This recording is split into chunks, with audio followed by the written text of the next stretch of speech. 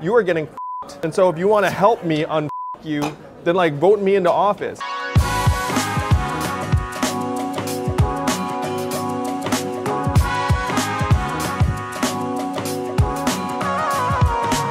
Yo, what's going on, everybody? Welcome to a special presidential episode of Fung Bros Food. We are here today having some Taiwanese night market snacks with none other than 2020 presidential candidate Andrew Yang, everybody. Hey, thanks. Great to be here. I love Taiwanese food. I love night markets. Let's do it. You are running for the President of the United States in 2020. Yes, I am. Declared, raised hundreds of thousands of dollars, and it's all official. Our next guest is a 2020 Democrat candidate for the presidency. Andrew Yang is with us. Since the last time we saw you in New York, a lot has happened. Let's talk about it. Taiwanese snacks. Let's go.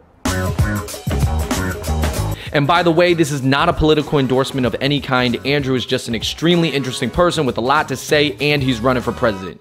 We are looking at a pretty amazing Taiwanese snack spread right now. I see lots of raised eggs, braised pork, braised tofu. I got an almond milk tea with boba, and this is spot on. What of the food here is looking the tastiest to you and the most familiar? I love the minced pork over rice. I love the ludan. Anytime I'm in Taiwan, I'm hungry, I just go to a 7-Eleven, get one of these bad boys. I love the braised tofu. I'm gonna stick myself one of these right now. Would you like a piece of Taiwanese blood cake? That's for me? Yeah, of course, man. But I got papaya milk. That's pretty, that's very... Oh, that's a good choice, man. So you have soft tofu with the 1,000-year-old century duck egg. You know, I don't think I've had that together. I didn't even see the eggs. I just saw the tofu and thought, like, delicious looking tofu. When you went back to Taiwan and you told your family out there that you were running for the President of the United States, what did they say? They were like, oh, really?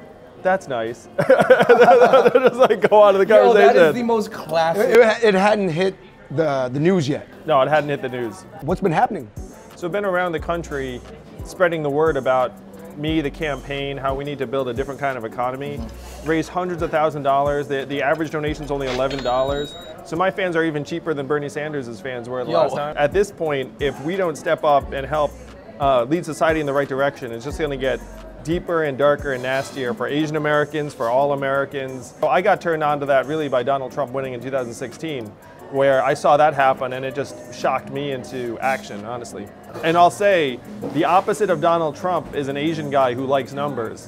And what we need to do is we need to take Donald Trump and then swing it the other direction. He wants to freeze time and like turn the clock backwards. We need to turn the clock forwards, and that's what I'm gonna do. You know, older folks that are like in America and they just miss the days of like the Beach Boys and Elvis, those movies with Will Ferrell where he always wears a mustache, or always, obviously, I don't want the world to go back to that time. Shout out to Bruce Lee though. Bruce Lee was a poppin' Asian, I believe, during that moment. What do you say when people say, Andrew, of course you want to move forward, just look at the individual positioning and incentives, but I would like to turn the clock back, and that would benefit me. I know what you mean. So if you look at the numbers, if you were born in the United States in the 1950s, there was a 93% chance that you were going to do better than your parents. You fast forward to people born in the 90s, which I think might include you guys. If you were born in the 1990s in the US, then you only have a 50-50 chance of being better off than your parents. Oh. And that number is going lower and lower. So when people say they want to turn the clock backwards, what they really mean is that they want an America where their kids are going to have better lives than they did, and they don't see that happening now. But you can't try and get there by literally like reversing time or saying like how were things in the 60s or 70s. What happens when the nostalgia for the old economics manifests itself in more of a nostalgia for the old racial diversity? America's heading towards being majority minority in 2045. So that's 27 years from now. What you would expect to happen is for the shrinking white majority to become more and more nostalgic for the past and feel culturally threatened and insecure. And then you add into that the fact that their economic insecurity is going up and up because we're getting rid of the truck driving jobs, the retail jobs, the manufacturing jobs. And so that's going to manifest itself as a lot of racial hostility. And then if you think, what would you expect to happen in the beginning, in like the third inning of that? You'd expect maybe Donald Trump, maybe a rise of racism, maybe like outbreaks of shootings and violence, all of which are happening. All of this stuff is unfortunately consistent with a narrative of this country disintegrating over the next 30 years as it becomes more diverse. Dude, you just painted a super bleak picture of the future. And then you have this liberal narrative which puts everything under the umbrella of racism. It's like if things are going badly, then it's racism. And then if you're a poor white, you're looking up being like, how the heck am I racist? Like, I'm just like trying to put food on the table. Maybe I grew up in a town where literally just geographically there are no minorities. Looking at it like, how could I be racist when I didn't even meet a minority? That if someone can't pay their bills, that mindset of scarcity reduces their functional IQ by 13 points, which is 1 standard deviation. So that's like if you put someone in a position where it's like they're living week to week or paycheck to paycheck, and then you ask them to care about something like climate change, They're not really gonna have the comfort. They're not high enough on the Maslow's hierarchy of needs to bring themselves to care. and what we have to do is we have to try and reverse that mindset of scarcity by putting some more money in their hands so that they don't have to worry about their survival. As a metropolitan, young, middle-class Asian male, why would I care about truck drivers in Iowa? They don't care about me. But I'm actually going to reverse it a little bit and say, how would it feel for a young urban Asian American man to have an Asian guy in the White House? Because right now, if you're an Asian American guy, there's a sneaking feeling you have that you're allowed to become this successful in America, but you're not allowed to become this successful. Bamboo ceiling. Yeah. Well, like robots can't be leaders. They could be successful workers. I've been with the people who are like supposed to be running the country, and I've got news, like we are as good or better than any of them. Asians do probably have some self-belief that even if the rest of America was burning around them, that they would be okay. We are bred to think like no one's gonna help us, we're self-sufficient. There's gonna come a point when that stuff's gonna stop working out for us because we do better in a stable society where there are opportunities and hard work gets rewarded. And you're starting to see the beginning of a world where hard work's not gonna matter as much. The rules are gonna get written by people in power, and like you can tell like all norms go out the window. Because if you're a young person in this country and you feel like you're getting shafted and you just wanna get disengaged from the system, you have been shafted. You've been shafted through like crazy expensive college that doesn't even make sense. You're getting shafted by climate change. You are getting f***ed. And so because you're getting f***ed, you're just like, hey, I don't wanna care. And I wanna undo that. I want to un you. And so if you wanna help me un you, then like vote me into office. So if that's not a reason to care, then I don't know. Andrew, I could hear the passion in your voice because you are definitely cursing a lot more than last video. All right, Andrew, so we had boba, we had some Taiwanese snacks, but let's go hit the basketball court. Hold on, you want a bite of that burger? This is a guab. This is a guab. Wow, this is a fat guava. All right, so we are here at Almanzar Park. We're gonna play a game of horse, but we're gonna call it UBI. Basically, it's a classic game of horse, aka UBI, but you'll be answering a tough question prior to every shot. You have a platform of universal base income, Yes, which gives everybody $1,000 a month. yes. How do we prevent people from like tricking people into giving them their 1,000 or people spending it really unwisely?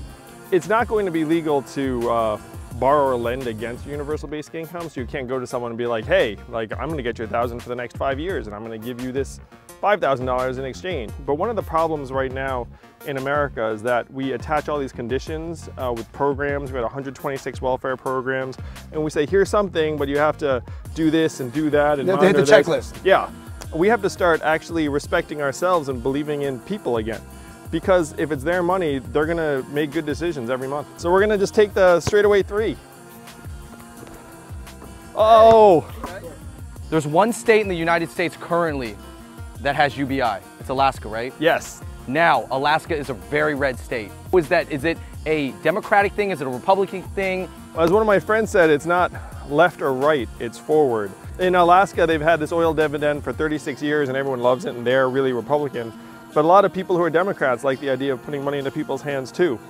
So it's really not from either side. Someone said to me that this is like the shuffler where everyone can get behind it. Bank shot. Oh, Oh my goodness! What do you think about Kanye West? You know, I think Kanye West has lost his way, honestly. I kind of like the independence and contrarian spirit he's got, but come on, man. I mean, like this is not good for anybody. And his music's not as good either. And maybe that's the biggest problem. Sorry, Kanye, gotta tell like it is, man. Oh! This rim is unforgiving. Don't let it shake you though. Just like the bleak future that you painted for America. Oh! Dang, I got you! All right, I got. What celebrity endorsement do you think would do wonders for you? You got to think big, Ellen. Did you watch Crazy Rich Asians and what'd you think? I liked it. I do think that if that's like the height of our accomplishments, we can probably do a little bit better. Sorry, John, and I mean, it was a great movie, but we have to think bigger than movies, in my opinion. We have to think about reality and what we can do. All right, I'm gonna avoid the U. Look at that. Woo, all right. Can I still ask questions even though I go out? Sure, man. We make the rules. Oh my gosh, I got UN or UB. No! All right. In the case of Harvard discriminating against Asian applicants. Why is the Asian community obviously so split? And if you got to look at the origins of that case, it was not an Asian group that brought that case.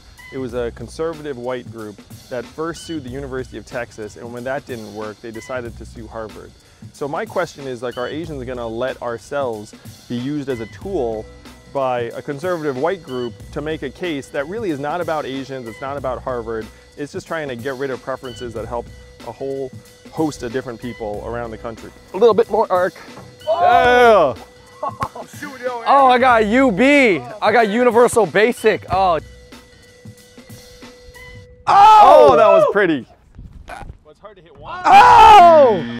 Is Ready Player One a future that we're headed towards? Ready Player One is definitely a future we're heading towards because virtual reality and entertainment is just getting better and better, and the real world is getting rougher and rougher. So we're gonna have a lot of kids with goggles on in a virtual world that's gonna be a lot more appealing and attractive than the real world. Why not limit the universal base income to purchases that are more base level? Even if you look at something like the EBT card, what a lot of people do is they'll buy some fungible food like a bunch of soda and then they'll sell it to someone, get that money, and then do something else. Like, it's very hard to make a system that you can't game.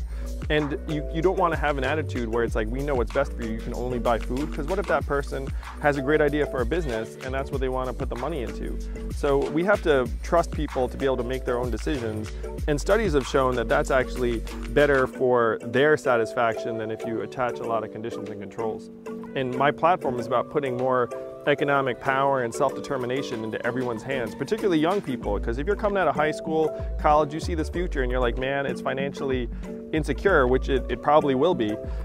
We have to change that for you all. And putting $1,000 into the hands of every American adult starting at age 18 would be a game changer.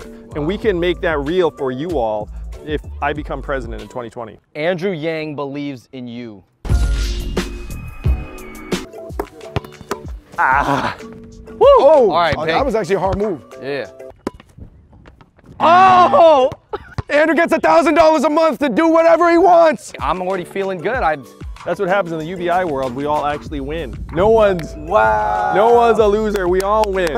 Which one are you more like? Michael Jordan, Kobe Bryant, LeBron James? I'm definitely more like LeBron than the other two guys, because I love to try and build teams, make people better, make people stronger, don't care about who gets the credit, don't care about who gets the last shot. A lot of the talk shows, it's clear that they take a strong stance on one side. Is that helpful, or does it need to be like? It really is critical thought. Is that one of the problems is right now we have people who are just falling into camps and they're not really thinking more critically about ideas on the side. Yeah, they got the war paint on. And at this point, if you look at the numbers, about 28% of Americans identify as Democrats, 23% as Republicans, and 44% identify as independents. So, you know, there are a lot of Americans out there who don't think that like either camp really gets everything right.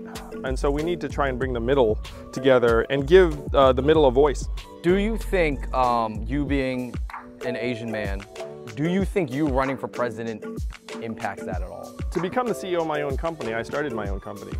And so, you know, like a lot of the way we're going to advance, and you guys represent this and resemble this very much, is like we have to build our own opportunities. And so in terms of running for president, if we wait around for someone to say, hey, it's your turn, that's never gonna happen. We're gonna have to step up and say, this is what my vision is, this is what I can do, and then have other people get on board. So, I mean, I remember playing basketball, I remember missing a layup and then kids being like, what was that, a Chinese layup? And they started laughing. And then I was like, I went home feeling like and then what did I do? I just can practice layups for like a long ass time. And that's like, we gotta take advantage of what makes us special. We're willing to learn, we can try hard, we can frankly like take some discomfort. And then you take that discomfort and grow from it. Doing is very, very different than analyzing, as you said. We just need to do more, and as we do more, we'll get stronger and stronger. Yeah, I think we got it. We're full up on the analyze. Yes. Like there's a balance, but we're good on this one. All right, you guys, thank you so much for watching that very special episode of Fun Bros Food. Huge shout out to Andrew Yang, presidential candidate for 2020. Thank you, guys. Hey, thank you. Best of luck out there. But not a paid political I'm not even endorsement. saying win. We're not even, I'm not even saying I'm voting. Thank you guys so much for watching. Until next time, peace.